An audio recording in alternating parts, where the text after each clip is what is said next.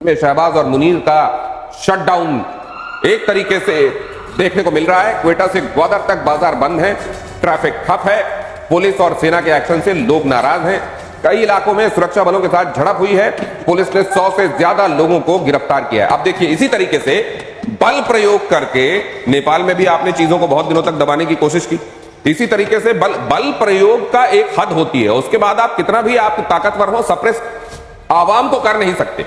और यहां पर भी यही हो रहा है सर बलूचिस्तान में। एब्सोल्युटली। देखिए, पाकिस्तान के लोग तो खड़े हो चुके थे, मगर वहां का जो डीप स्टेट है वो इतना सातिर है। यदि आप आईएसआई को लें या आर्मी को लें, वो सातिराना है। उनका बहुत बड़ा तजुर्बा है कि कैसे सप्रेस किया जाता है। मगर जो सिविल वॉर की जो चिंगारी उठी है ना, ऐसा कभी नहीं उठा था। फिर से मैं 9 मई की याद दिलाता हूं, जो पिछले साल आपने देखा था, ऐसा कभी पाकिस्तान में हुआ ही नहीं। उसको सप्रेस करके रखा गया है। और बहुत बड़ा तबका है पाकिस्तान की फौज का, वो भी उनके अगेंस्ट में।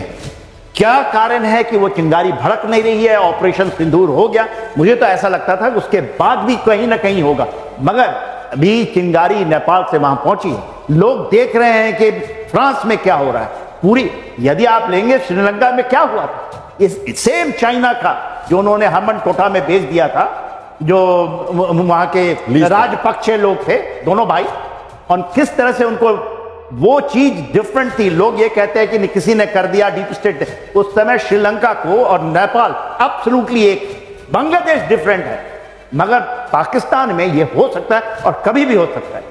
और ये पाकिस्तान में ऑलरेडी चल रहा है। उसके और व्यापक हो जाने का एक तरीके से आप आने वाले दिनों में नजारा देख सकते हैं, क्योंकि बलूचिस्तान में तो ये ऑलरेडी चल रहा है, खैबर पख्तूनख्वा में तो ऑलरेडी चल रहा है। ये पूरे पाकिस्तान को अपनी जद में ले ले, खासतौर से वो हिस्सा, पंजाब का वो हिस्सा जो वहां असल में पूरे पाकिस्तान को चलाने वाला माना जाता है, उसको कब अपनी जद में आग ले लेगी, बस अब इसी का इंतजार है। और पाकिस्तान में भड़क सकता है जेनजी वाला प्रोटेस्ट, इसीलिए कहा जा रहा है। देखिए खबर, पाकिस्तान के लिए खतरनाक सिग्नल्स मिल रहे हैं। पाकिस्तान के युवाओं में सरकार विरोधी नाराजगी जबरदस्त है। जेनजी प्रोटेस्ट से बढ़ा आसिम मुनीर पर दबाव, इमरान की पार्टी शुरू कर सकती है जेनजी प्रोटेस्ट। इमरान की पार्टी को मिला नया हथियार। असल में क्या होता है, पूरी दुनिया में कुछ चीजें ऐसी होती हैं जो एक बार होनी शुरू होती हैं तो उनका कैस्केडिंग इफेक्ट होता है, एक जगह से दूसरी जगह, और स्नोबॉल इफेक्ट होता जाता है। वो बड़ा होता जाता है, बड़ा होता जाता है। क्या ऐसे में ये जेनजी वाली बात जो हो रही है, आप जानते हैं ये जेनजी एक खास समय में पैदा हुए लोग जो आज 25 से 28 साल के बीच के हैं, उनको लेकर ये बात की जाती है।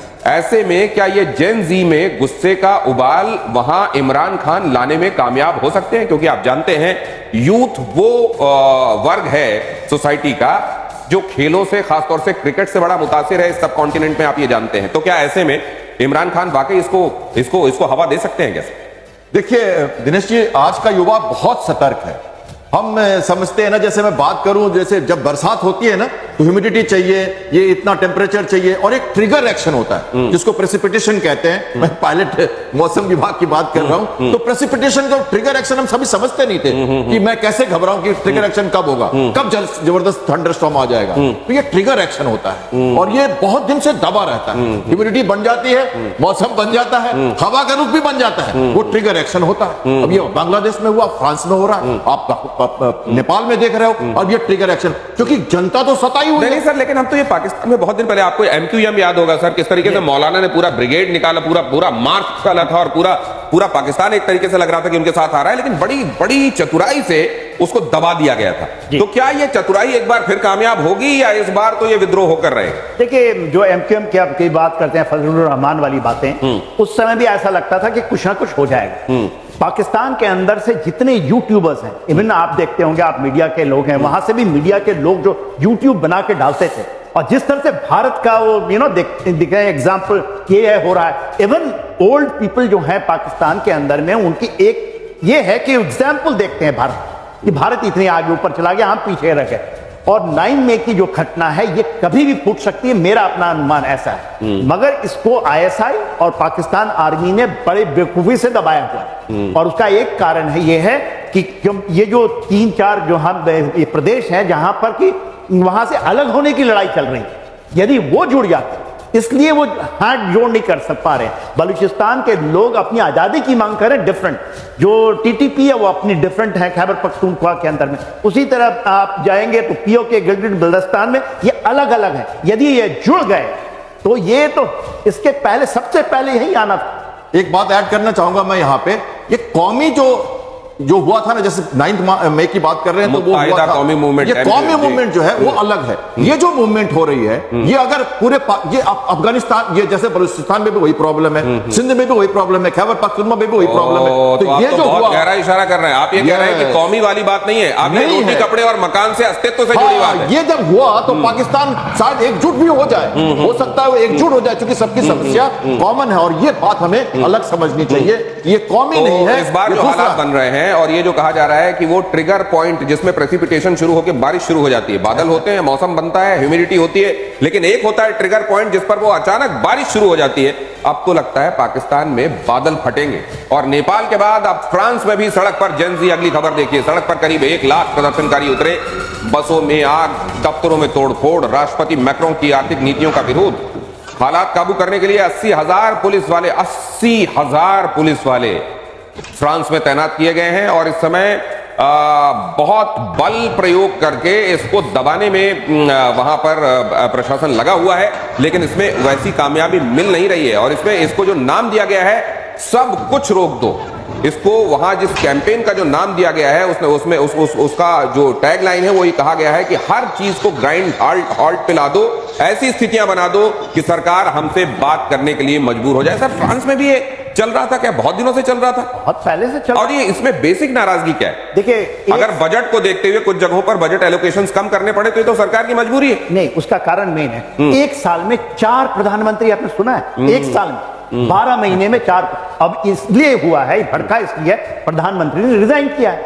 आप कैसे, आप बताइए, सत्ता को कैसे आप चलाएंगे राजनीतिक तरीके से? दूसरा, वहां पर एक बहुत बड़ा कैमरा है जिसको कहते हैं ट्यूनिशिया इफेक्ट, जो कि आपका लीबिया से जो मुस्लिम्स आए थे, वो पूरी उनकी पूरी पकड़ है, और वो कभी भी फुकता है। जिस तरह से उनको सप्रेस करते हैं ये लोग, क्योंकि तो लिबरलाइज वे में आए थे कि फ्रांस में रेवोल्यूशन होता है, तो इसलिए क्या है। और जो इमानुएल मैक्रों ने उनको वहां का जो हाल किया हुआ है, खास करके अपने घर में तो कुछ बचा नहीं है अभी, क्योंकि इस तरह से जा रहे हैं, ये चाहते हैं कि पूरा का पूरा यूरोप का जो सत्ता है इनके हाथ में आ जाए, माने ये इसके नुमाइंदे हो जाए। यही उनकी सोच है ना। इमानुएल मैक्रों क्या करते हैं आज के दिन में, इनका जो रेटिंग है वहां पर बहुत कम तो है। आप ये कह रहे हैं कि जो शरणार्थी आए थे वहां पर, मुस्लिम शरणार्थी, उनको ये लगा था कि हमारे लिए तो यहाँ पर सब कुछ आसान रहेगा, लेकिन अब वहां थोड़ा टाइट हैंड से उनको डील किया जा रहा है, और इसलिए वो सरकार के खिलाफ है। वो टाइट हैंड से डील नहीं कर पा रहे हैं ना। अच्छा, वहां के लोगों के अंदर में जो है, फ्रांस के लोगों में और जो ये कम्युनिटी के अंदर में जितने बार भी हुआ है, इन दोनों के बीच में होता है। अच्छा,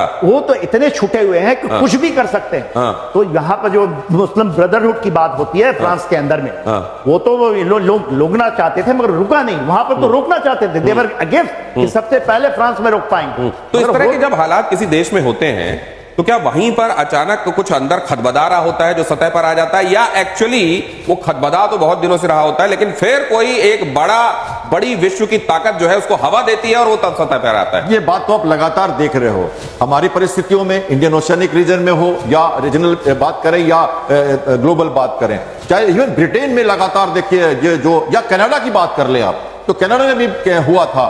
तो जहां भी ये कौमी एक तरह से जब ये दिक्कतें आती हैं, तो थोड़ा करके चलता रहता है। अगर सही ढंग से उसको दबा, देखिए कोई दबा भी नहीं पाता। ये कौमी ऐसी सिचुएशन है इसमें दबाना भी बड़ा मुश्किल होता है, खासकर प्रोग्रेसिव स्टेट जैसे फ्रांस है या यूके है, इटली है। यहां पर जब ऐसी प्रॉब्लम्स आती हैं, तो वहां पे ह्यूमन राइट्स की इतनी ज्यादा प्रॉब्लम्स है, आपस में इतनी ज्यादा भिड़ जाते हैं लोग कि आपस में भिड़ के रुक जाती है बात। तो अब जब देखिए, अगर पॉलिटिकल विल पावर सही नहीं हो और अगर सही स्टर्न एक्शंस नहीं लिए गए, तो ये ट्रिगर एक्शन शुरू होता है। ये उसी का नमूना है। और आज का मैंने कहा ना, युवा सतर्क है, मीडिया से कनेक्टेड है, एक से एक साथ लाखों लोग जुड़ जाते हैं, मिनट के अंदर कई लोग एक साथ आ जाते हैं, वोटिंग करने लग जाते हैं। अब देखो नेपाल में क्या हो रहा है। तो इस तरह की बातें जब होगी तो डरना पड़ता है पॉलिटिकल पावर्स को भी, और पहले से एंटिसिपेट करना पड़ता है प्रॉब्लम को, ग्राउंड रियलिटीज पे रहना पड़ता है। जो लोग नहीं कर पाते तो मैक्रोन की तरह उनको दिक्कतें आती हैं। और एक डर यहां पर भी है, ये इजराइल के दुश्मनों का डर है। क्यों है, जरा देखिए। कतर में हमास का पॉलिटिकल ऑफिस तबाह हो गया।